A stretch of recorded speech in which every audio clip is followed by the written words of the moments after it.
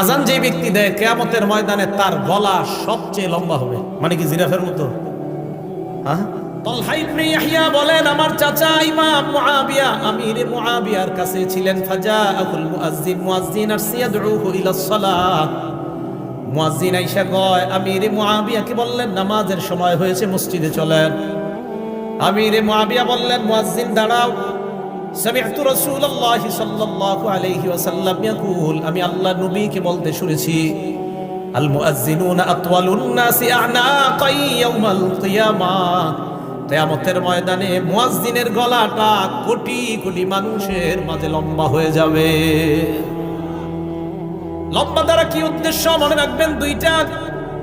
এক নাম্বার, আকসারুন নাসি মুতাশাউফান বা তাশাউফান ইলা রাহমাতিল্লাহ, কিয়ামতের ময়দানে মুয়াজ্জিন অন্যান্য কোটি কোটি মানুষের চাইতে আল্লাহর রহমতের অধিক প্রত্যাশী হবেন। এক, মুয়াজ্জিন আশায় থাকবে যে আমি মুয়াজ্জিন ছিলাম দুনিয়াতে, কিয়ামতের মাঠে আমি রহমতের বেশি প্রত্যাশী। নবী বলেন এই লম্বা গলা দ্বারা এটা উদ্দেশ্য। দুই নাম্বারটা বুঝেন কি? দুই নাম্বার, কিয়ামতের ময়দানে মুয়াজ্জিন নেতা হবে। সুবহানাল্লাহ, কি হবে? নেতা। ওয়াল আরবু তাসিফু, আরবরা নেতাকে তাসিফু সাদাতা বিতুলিল উলুক, আরবরা কখনো কখনো নেতাকে বলে লম্বা গলাওয়ালা। আরবরা কখনো কখনো লম্বা গলা দ্বারা নেতা উদ্দেশ্য করে থাকে। আল্লাহ রাসূল এই হাদিসের মাধ্যমে দ্বিতীয় অর্থ বুঝায়, ও মুসলমান, কিয়ামতের ময়দানে মুয়াজ্জিন তো নেতৃত্বের আসন গ্রহণ করবে।